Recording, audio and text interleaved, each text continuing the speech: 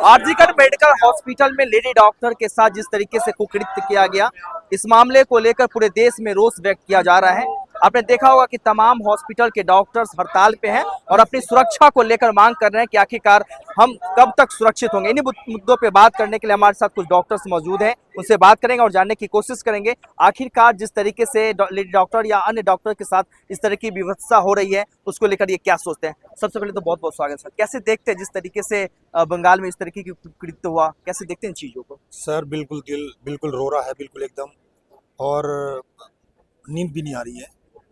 अब मैं ये देखूं, अगर मेरी बेटी के साथ में इस तरीके का कृत्य अगर होता है तो कई लोग ऐसे होते हैं जो शांत बैठ जाते हैं, सोचते हैं कि संन्यास ही ले लूं अपने जीवन से, समाज को ही त्याग दूं, समाज को ही छोड़ दूं। और कुछ लोग ऐसे उग्र हो जाते हैं जैसे फिल्मों के अंदर दिखाते हैं कि मुझे इमीडिएटली उसका बदला लेना है।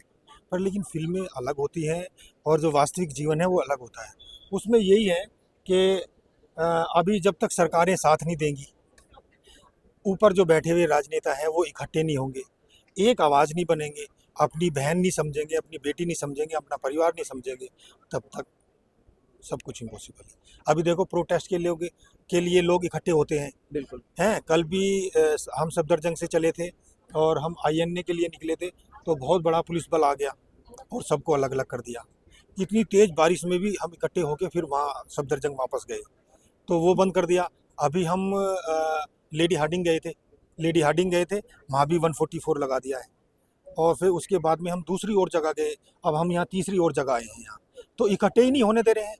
जब तक एक बड़ा बहुत बड़ी गैदरिंग नहीं होगी, और तो जब तक नहीं नज़र आएगा किसी को, जब तक नज़र नहीं आएगा किसी को, दिखेगा नहीं।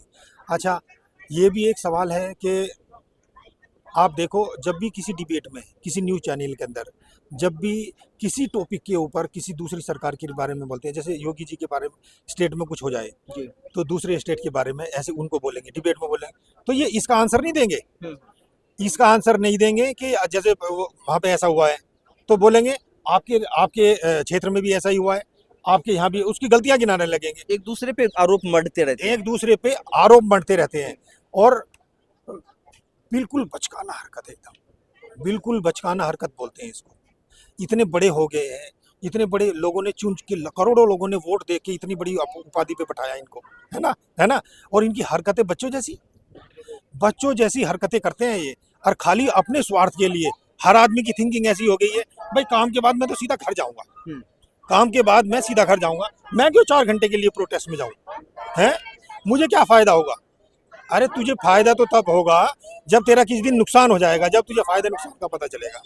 सरकार से क्या मांगे आप लोगों की, क्या मांग करते हैं आप लोग? देखिए, राष्ट्रपति शासन, देश में राष्ट्रपति शासन लगना चाहिए, और जल्दी से सीबीआई रिपोर्ट आ जाएगी।